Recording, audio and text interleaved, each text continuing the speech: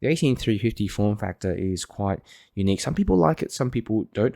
I like it for short trips. In terms of longer periods where I might need extended run times, the 18350 is not the best, especially if you're looking for extended kind of high run times as well.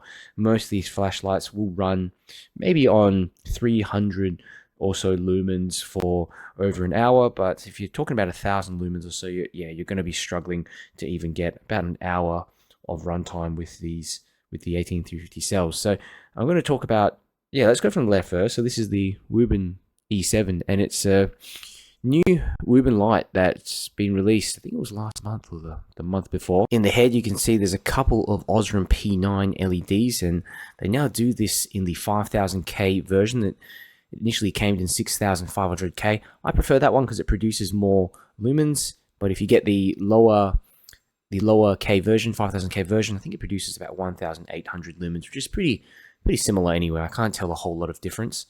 So the great thing about this one is that you can actually buy an extension tube, attach it to the bottom, and fit an 18650 cell in here. It's got onboard USB-C charging. There's a bunch of accessories as well that comes with it. So there is a headband that you can get, and it sort of swivels around. There's also a little sensor that you can attach in there, and it actually senses when you move your hand in front of it. So it's basically like a gesture sensor, so you don't have to press any buttons to activate the flashlight. Don't really use that all too much, but I think this is really good value. It's definitely the brightest out of the lot if you're aiming for brightness overall, and pretty good construction, as you can see, and the accessories also make it quite worthwhile if you're looking for some extended runtime, adding in an extra 18650 cell. So X0, the Wuben X0, this one's been around for a while, and the construction quality, in my opinion, is better than the E7.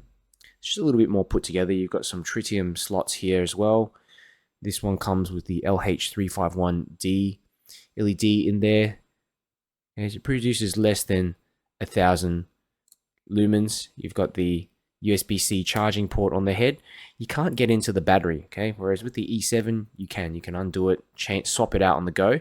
This one, pretty much you're stuck with it. If it runs out of battery while you're using it, you're going to have to charge it up through that port. You're not going to be able to hot swap out in any other battery in there. But it does come with quite a few different colors and finishes. I've also got the brass version as well. Really nice, unique flashlight. If you're using it on the high mode, not on the turbo mode, you're going to get longer than an hour's use out of this light, which is more than enough if you're going on for short walks. And yeah, as a general EDC, and the beam profile of both of these flashlights is that they extend it way out into your peripherals, and it's just something Wuben have done with their TIR flashlights. They produce just so much spill. This is probably the better value option. This one looks better though, in my opinion. So this here, next coming up, is the Warrior Nano. And the Warrior Nano is basically a miniature tactical flashlight. Okay, so you've got a tactile switch there on the back, got a side switch as well. TIR lens, Osram P9, I believe. That's what's in there. And I really like that it has a deep carry clip as well. Okay, so you just got the tail sticking up, double-sided clip, so you can use it as a makeshift headlamp. One thing to keep in mind is that it does have proprietary charging, so you have to attach that magnetic charger at the back. Unless you've got your own battery charger, you can pull out the 18350 and charge it separately. But this is a nice flashlight. I like that it's got some tactical functionality, very grippy. This here is one I've had for a while. One of the first few flashlights I've owned, actually, the Spiros M4. And it's in a different league compared to all these lights here. Now, it's still a pretty small flashlight by anyone's standards, really. It's got a larger head, but it's pretty short. You can chuck it into your pocket, and this thing can throw over 500-600 meters. I mean, it's extremely impressive for such a little light like this. Runs off an 18350 cell. There it is over there. I think some people have managed to get extension tubes for it as well. So if you're looking for the longest range version of all these lights, is 18350 lights. This is the one certainly to get. And yeah, it's got onboard charging as well, so beginners friendly. This button here on the side is how you operate it. And the only thing I found with this button is that it does active. I accidentally activate it in my pocket if I'm not careful. So what I do is I just unscrew this. Okay, as you can see, it doesn't take too much. It really doesn't take too much to activate that button. But yeah, in terms of throw, really outperforms the others by a long shot. Okay, last one here, and a new one that I received recently. It's the Armytek C1 Pro, and I would say this is the most well put together and comprehensive EDC flashlight I've ever owned. It's got so many features in here. I don't even know where to start. Okay, but the UI has all kinds of strobe functions. It's got 2 configurable turbo modes in there. It's got 3 moonlight modes, 3 main modes. You can even configure this LED here on the side to flash as a signal light. There's 3 different configurations you can configure it in. It's also got magnetic charging here on the back, proprietary charging. But again, if you have another battery that you want to use, or if you want to charge it outside the light, that's fine as well. You can unscrew it, charge it outside. It takes non-proprietary cells, which is also good.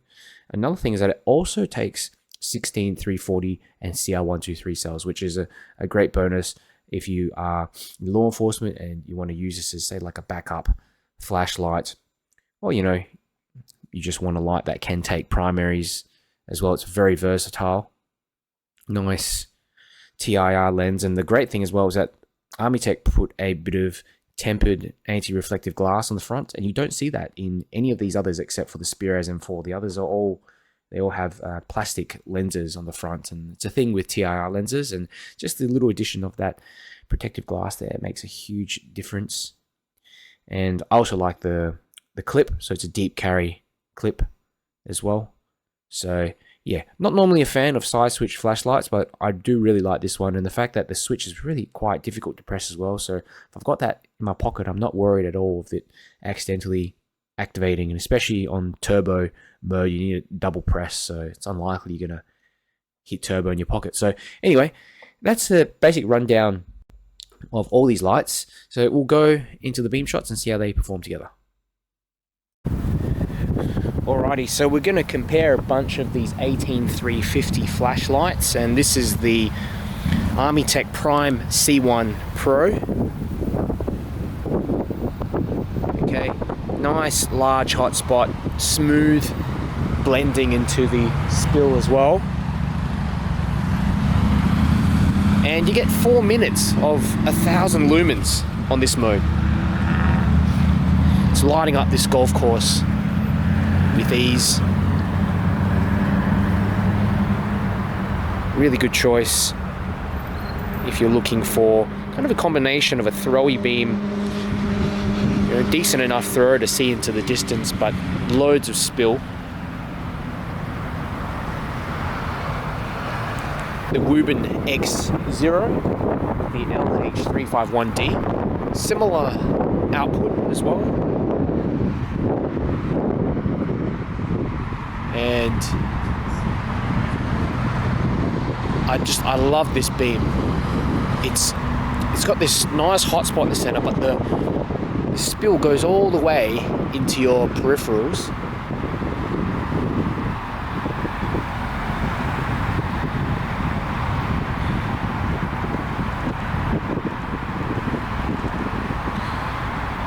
Reactivate that turbo mode.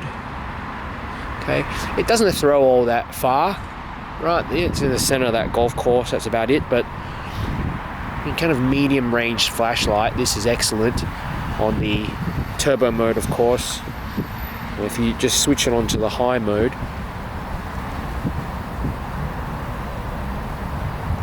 okay, still pretty decent, but doesn't have that power of this turbo mode. Warrior Nano. Wow.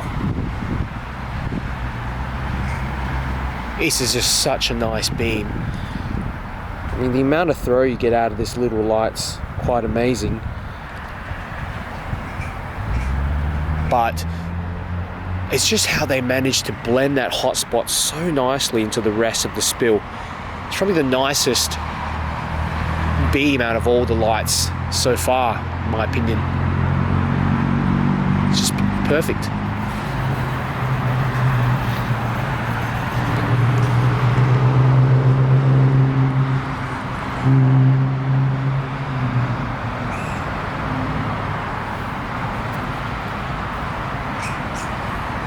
Getting eaten by mosquitoes out here.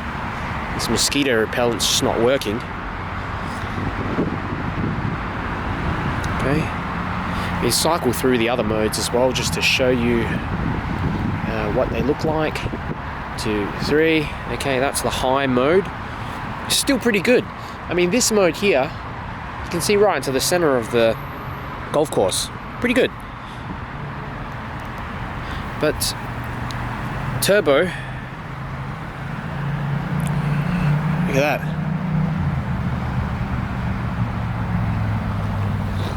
Got the Spiraz M4. Look at this.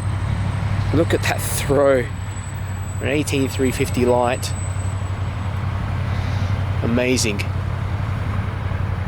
Okay, there's not really much spill. Okay, even on this highest mode that I have here, this is a spot beam flashlight, but it's a nice soft sort of spill.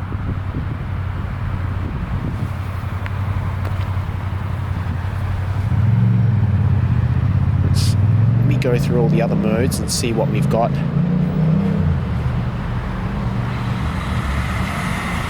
And it's the high mode. Still manages to reach the trees out the back.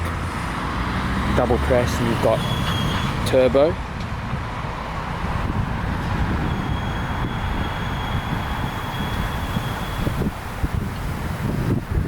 So I'd get this one if you're really looking for a pocket thrower, little pocket thrower, but again the head of the flashlight is pretty wide, so you're going to have to contend with that in your pocket.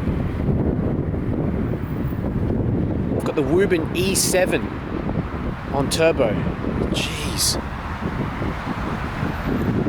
This is amazing. 2000 lumens. A couple of these Osram P9 emitters in there. It's amazing. It's just a wall of light and extends all into your peripheries as well.